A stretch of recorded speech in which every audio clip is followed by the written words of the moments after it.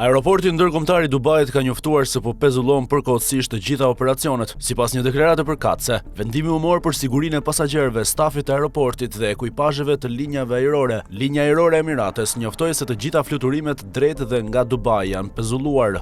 Deri në një njoftim të ri, kompania bëri të ditur vendimin përmes një postimi në rrjetin social X, duke theksuar se operacionet ajrore janë kufizuar për shkak të situatës së sigurisë dhe kufizimeve në hapësirën ajrore të rajonit. Presidenti iranian Masud Peskov tha se vendi do të shndrojë deri në fund dhe se nuk do të ketë dorëzim, duke bërë thirrje iranianëve të lënë më një anë mosmarrveshjet e brendshme dhe të bashkohen për të mbrojtur vendin. Ai theksoi gjithashtu se Teherani nuk kishte ndërmend të sulmonte vendet fshinje dhe se sulmet do të kryheshin vetëm nëse një sulm ndaj Iranit do të niste nga territori i tyre. Sipas mediave iraniane, vendimi përkatës u miratua nga Këshilli i Udhëheqjes Kalimtare të vendit. Presidenti iranian gjithashtu kërkoi falje shteteve fshinje për çdo dëm që mund t'ju ketë shkaktuar nga sulmet e ditëve të fundit dhe u bëri thirrje vendeve në rajon të mos bëhen mjete të Izraelit ose Shteteve të Bashkuara, por t'i kërkojnë zgjidhje përmes diplomacisë. Trafiku ajror në lindjen e mesme mbetet i kufizuar për shkak të konfliktit të përshkallëzuar mes Iranit dhe koalicionit të udhëhequr nga Shtetet e Bashkuara dhe Izraeli. Shkëmbimet e sulmeve me raketa dhe dron kanë detyruar shumë shtete të mbyllin ose kufizojnë hapësirën ajrore, duke shkaktuar anulime të mira fluturimeve